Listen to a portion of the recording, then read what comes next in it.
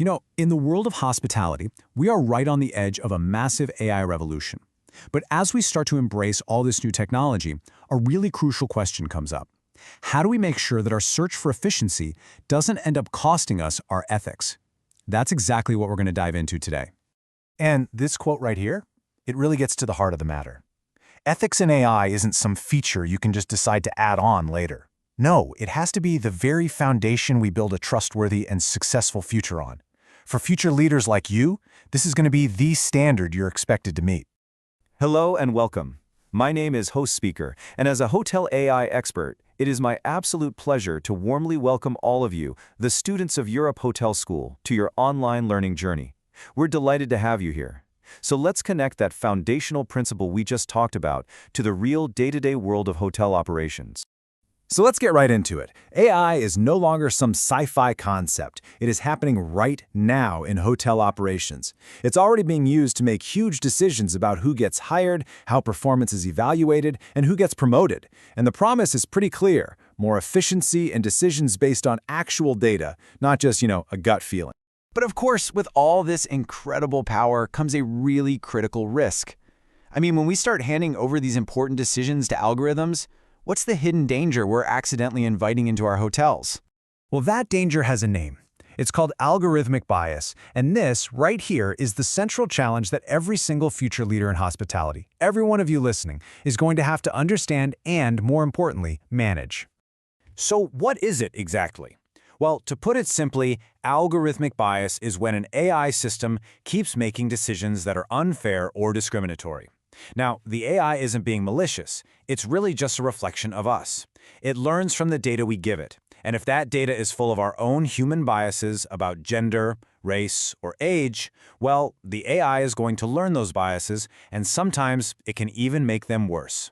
And that brings us to the most fundamental question for our industry. Look, we're in the people business. That's what hospitality is all about. So how do we use the power of this technology while making absolutely sure that it serves our staff, our most valuable asset, with total fairness and transparency? The answer, interestingly, isn't about throwing more technology at the problem. It's about having a clear, human-led strategy. The solution is something we call an AI governance framework. Okay, and this part is absolutely crucial to understand. This governance framework, it's not a piece of software you can just install and forget about. Think of it as a set of intentional organizational rules, checks, and balances. It's basically a human system that's been designed to keep an eye on a technological one. All right, so how do we actually put this framework into practice? What does it look like in the real world? Well, it all really comes down to three core principles. Let's break them down. These three principles are: number one, always keeping a human in the loop; number two, making sure we have algorithmic auditability; and number three, creating an AI ethics committee. Let's take a closer look at each one. The first principle, human in the loop, is frankly non-negotiable in hospitality. It means an AI can analyze all the data, it can spot patterns, and it can even make some pretty smart recommendations. But, and this is a big but, the final, critical decision, especially when it impacts someone's career, must always be made by a human hotelier, someone who can use their experience, their empathy, and their ethical judgment. Now, this slide really shows you the critical difference between what we call a black box AI and a transparent one. A black box just spits out an answer with zero explanation. It's impossible to trust something like that. Our goal has to be algorithmic auditability. That means we can always ask why the AI made a certain recommendation and get a clear, understandable answer back. That's how you build trust. And that brings us to our third pillar, the AI ethics committee. This can't just be the job of one department like IT. No way. You need different perspectives. You need people from HR, from legal, from IT, and this is so important, you need representatives from your employee groups at the table. Their main job is to set clear boundaries, what we call red lines, for how AI can, and more importantly, cannot, be used in the workplace. So let's look at a concrete example of what we mean by a red line. A hotel might decide to use AI to analyze facial expressions to give feedback during, say, a voluntary training session. You could argue that's acceptable. But using that exact same technology in a formal, yearly performance review? Absolutely not. That's a red line you just don't cross. It's a clear ethical boundary.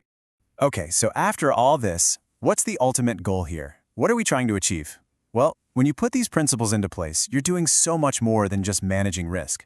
You're actually building a social contract between your hotel and your employees. And in today's market, that isn't just about doing the right thing. It's a massive business advantage. And believe me, this social contract is incredibly powerful. It's a promise, really. A promise that employee privacy will always be protected. A promise that algorithms will constantly be checked for bias. This builds such a deep foundation of trust. And that trust empowers your teams to see technology as a helpful tool, not a threat. It makes your hotel a place where the best talent wants to work and wants to stay.